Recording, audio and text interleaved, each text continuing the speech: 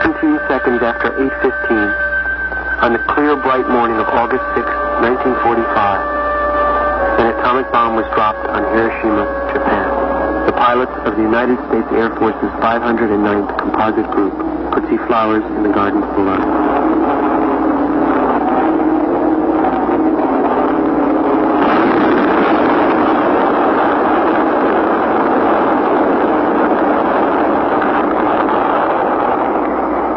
The bomb weighed 9,000 pounds and was as powerful as 12,500 tons of TNT.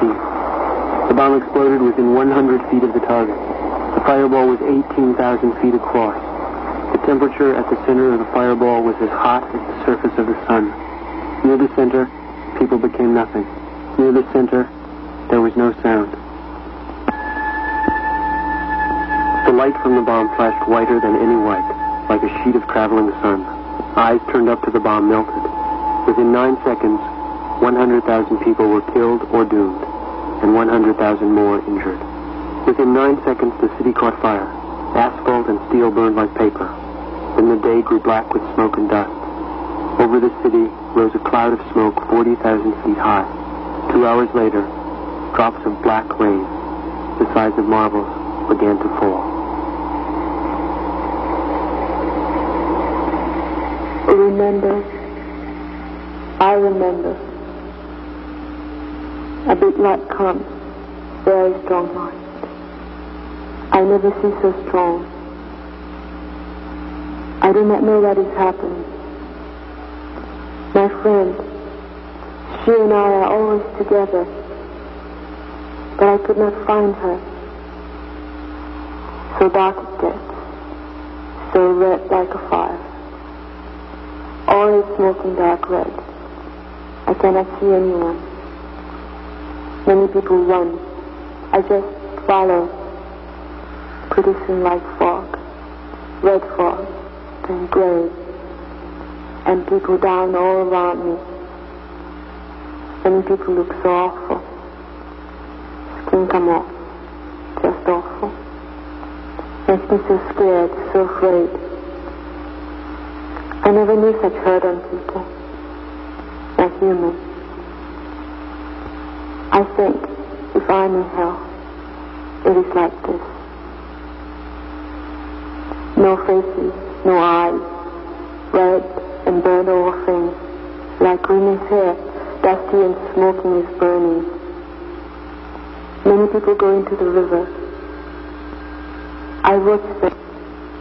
Many people are drinking water, but they fall in and die, and they float away. Voices cry, calling names. I cannot hear because so many voices cry or calling names. So many voices.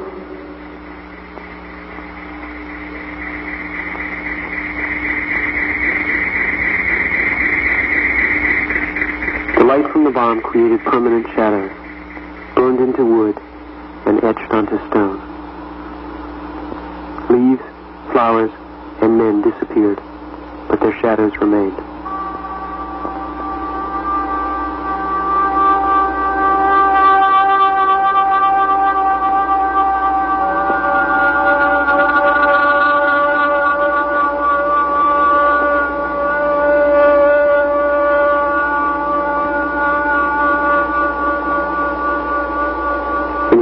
On that day, there was no panic, only ghastly stillness, the quiet of death. People moved slowly along the roads, like ghosts covered with dust and ash, and fell dead as they walked. By the river, people lay bleeding from their faces or hands, and died without weeping. People trapped under fallen houses called patiently, meekly, "Help, if I may ask."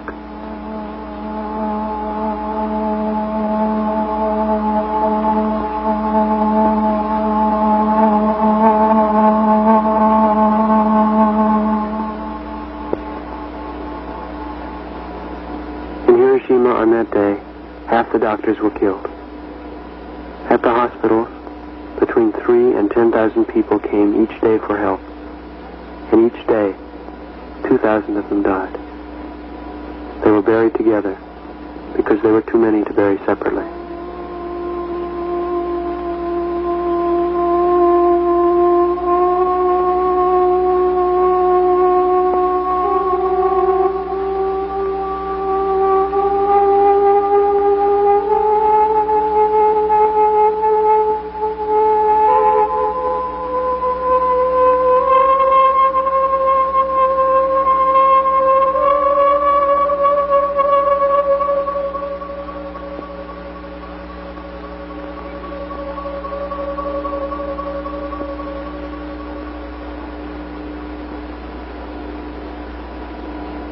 People lived in the hospitals.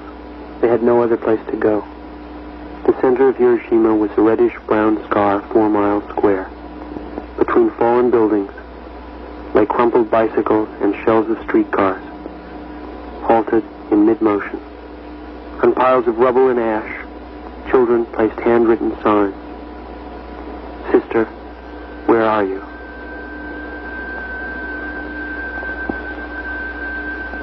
In Hiroshima, no one knew what had happened. Almost no one heard the Japanese radio announce that the city had suffered some damage from what was believed to be a new type of bomb, and details were being investigated. Still, the war continued.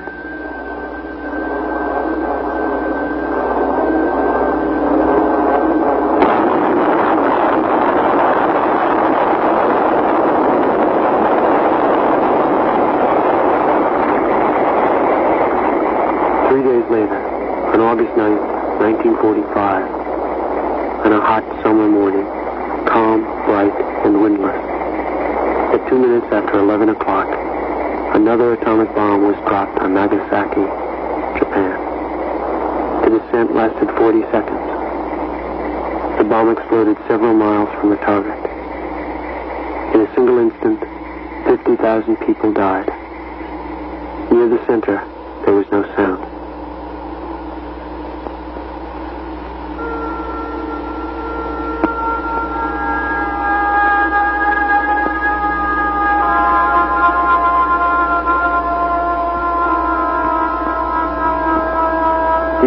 The Cathedral stood 600 yards from the bomb center. Here, statues turned black.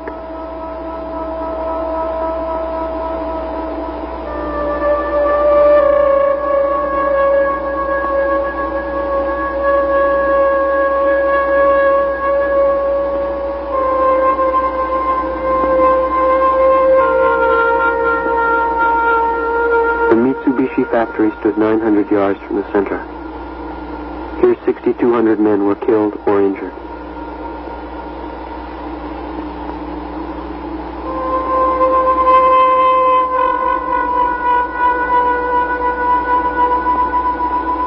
The medical college stood 600 yards from the center. 198 faculty and students died. 238 were injured.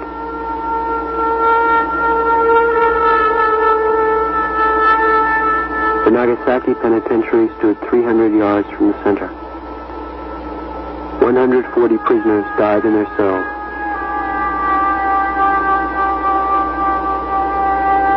The Chenzai Middle School stood 550 yards from the center. Most of the children died as they sat at their desks.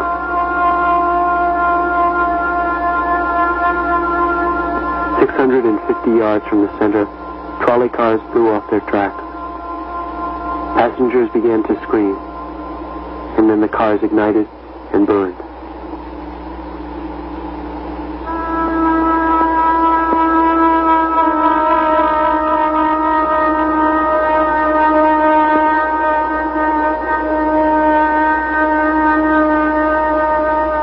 At that same instant, onto the skin of some women were burned patterns from their kimonos.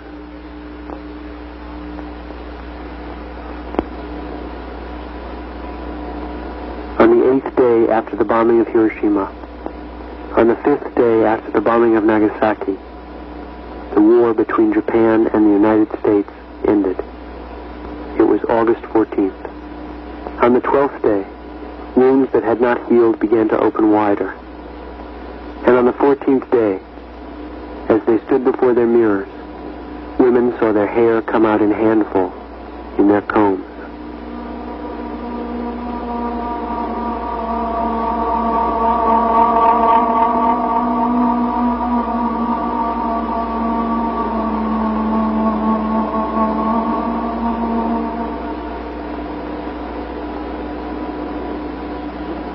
Hospitals filled with patients who had not seen sick before. They were vomiting, bleeding from the gums, and purple spots appeared on their skin. Some could not be touched because their skin slipped off in huge, glove-like pieces. At first they were quarantined, considered victims of a mysterious infectious disease. Gradually, it was understood that the disease was radiation sickness, and these people the special victims of the atomic bomb.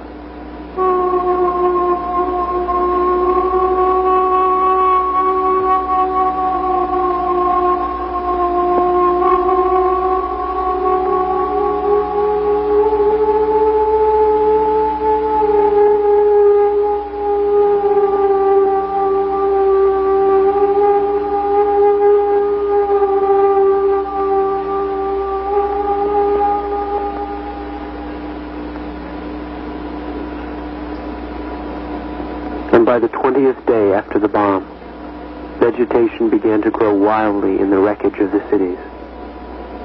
From charred remnants of plants, lush green weeds and wildflowers sprung again, madly, in extraordinary regeneration, stimulated by atomic radiation. And as people died of radiation sickness, the cities were blanketed with flowers.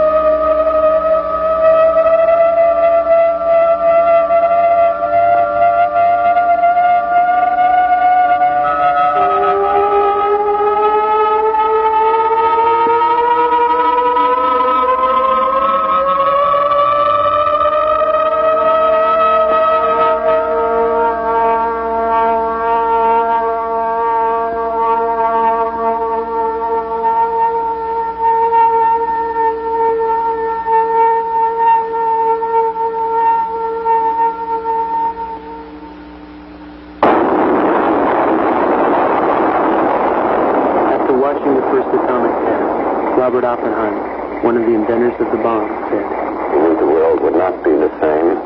I remembered the line from Hindu scripture, the Bhagavad Gita. Vishnu was trying to persuade the prince that he should do his duty, and to impress him, takes on his multi-armed form and says, 'Now I am become death, the destroyer of worlds.'" That was in 1945. Imagine 2,500 of those atomic bombs exploding in one place at one time with a force of 31 million tons of TNT. Today, single nuclear weapons are being tested as powerful as this.